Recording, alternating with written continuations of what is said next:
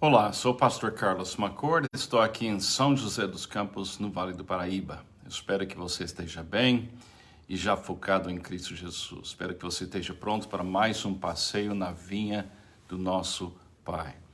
A gente está estudando juntos o Evangelho segundo João e o título deste estudo é Voar, ver, ouvir, amar para repartir Jesus. Vê-lo, ouvi-lo, amá-lo, para poder vivê-lo. Eu acho que esse é o processo original do discipulado dos primeiros discípulos.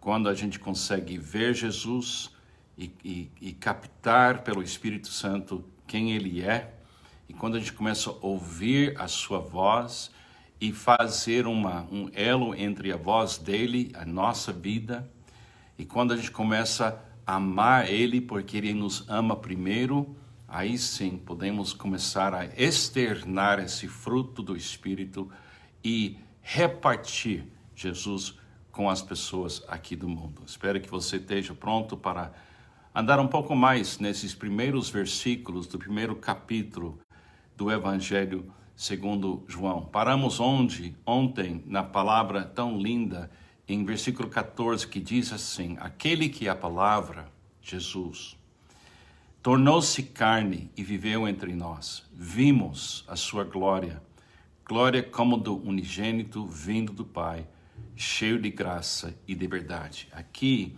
João, o apóstolo, ele está focando a nossa atenção na pessoa de Jesus. É incrível como ele descreve Jesus.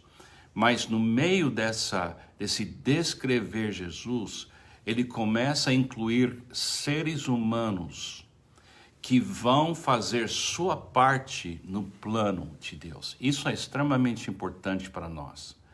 Porque nesse trecho, esse primeiro capítulo de João, a gente consegue enxergar que tem aquilo que Jesus é e aquilo que Jesus faz. E isso poderia levar a gente a pensar, Jesus não precisa de nós. E de uma certa maneira, Ele não precisa da gente. Certamente Deus não precisa de ninguém.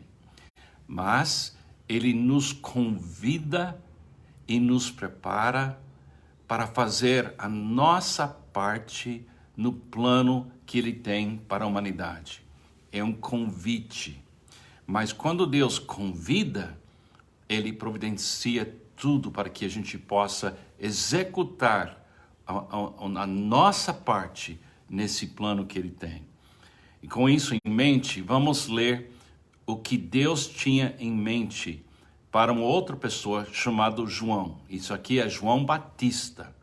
Ele é aquele que estava batizando pessoas antes da chegada do ministério público de Jesus. Agora, ele não é batista como a denominação batista. Ele tem esse nome porque ele batizava pessoas para arrependimento e preparação para receber o Messias. Diz assim, João, versículo 15. João dá testemunho dele. Ele exclama, este está falando de Jesus, aquele de quem eu falei.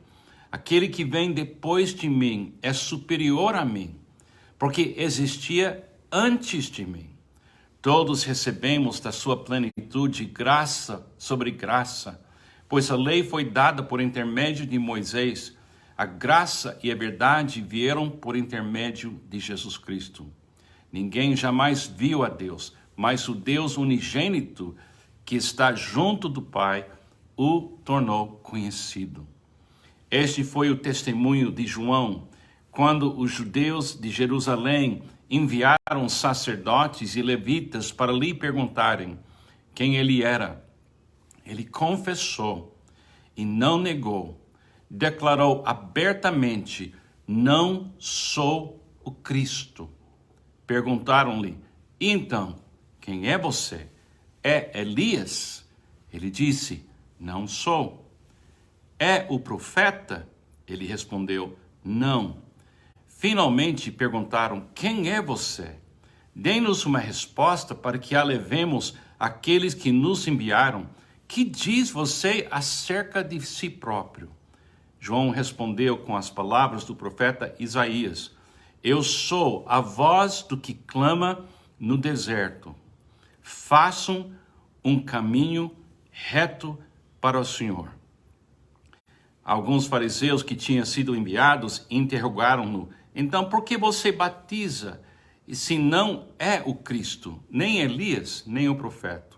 Respondeu João: eu batizo com água, mas entre vocês está alguém que vocês não conhecem. Ele é aquele que vem depois de mim. Eu não sou digno de desamarrar as correias das suas sandálias. Tudo isso aconteceu em Betânia, do outro lado do Jordão, onde João estava batizando. João aqui, ele nos revela como nós precisamos nos posicionar como pessoas que vão fazer parte desse fluir da vontade de Deus. Entendemos que Jesus é o líder desse projeto. Entendemos que nós não somos o Cristo. A gente não é o profeta que chegou para modificar as pessoas. Temos que entender que estamos exercendo uma pequena parte do fluir desse plano divino de graça e verdade. Mas a pessoa principal é Jesus e sempre será Jesus. Alguns anos atrás, eu criei para mim uma lista de declarações tentando me colocar nessa postura que eu vejo aqui em João Batista, mas também eu vejo isso em todos os apóstolos, eu vejo isso em todos os grandes homens e mulheres de Deus que viveram antes da gente. É uma postura que diz: eu sei quem eu sou, mas também eu sei o que eu não sou. Eu sei o que eu tenho e eu sei o que eu não tenho. Eu sei o que eu posso, eu sei o que eu não posso. Entendeu? Eu acho super importante a gente colocar Jesus perante os nossos olhos, vendo Ele como sendo o Verbo que criou o universo. Então, a diferença entre o que Ele é, o que Ele tem, o que Ele sabe, o que Ele faz, é uma coisa ilimitada. Mas ainda assim, Ele me chama e Ele me convida a viver no meu tempo, minha parte, nesse rapidez, desse fluir que é tão curto aqui neste mundo. Então, eu acho muito importante. Então, eu faço isso quase todo dia. Eu falo assim: eu não sou, como falou João Batista, eu não sou, mas Ele, Jesus é. Eu não sei, eu não entendo de tudo, mas Ele sabe. Eu não tenho, mas Ele tem. Eu não posso, mas Ele pode. Você acha que isso está me diminuindo? Não, Ele está me dando exatamente a postura correta. É chamado pobreza de espírito, porque somente com pobreza de espírito a gente consegue entrar nesse plano, porque nós temos que estabelecer o que Ele é.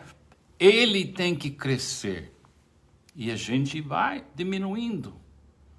E isso é legal, porque enquanto eu estou ficando grande, as pessoas vão ficar olhando para mim, mas quando Ele fica enorme e completamente revelado, eu posso me descansar e dizer: Ele é, Ele tem, Ele sabe, Ele pode. Você se lembra na história de João Batista que ele pregou, ele batizou e depois se foi levado preso debaixo do poder das autoridades religiosas e políticas daquele tempo.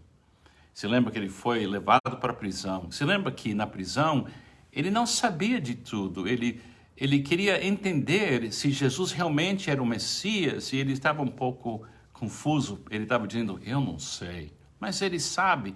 Então a palavra veio de Jesus para João, para ele ficar tranquilo, que o plano estava andando perfeitamente. E o plano para João Batista era ficar naquela prisão, debaixo dessa crueldade e injustiça, e aguardar. Porque tinha uma porta para ele, e essa porta seria a morte dele. Ele sairia desse mundo. Se lembra que tiraram a cabeça dele, matou ele. Levou a cabeça dele para fazer brincadeiras perante os reis. Que coisa! Mas eles cortaram sua cabeça e ele entrou na presença divina para toda a eternidade, porque ele fez o papel dele no plano divino. Isso é que Jesus chama carregar a nossa cruz.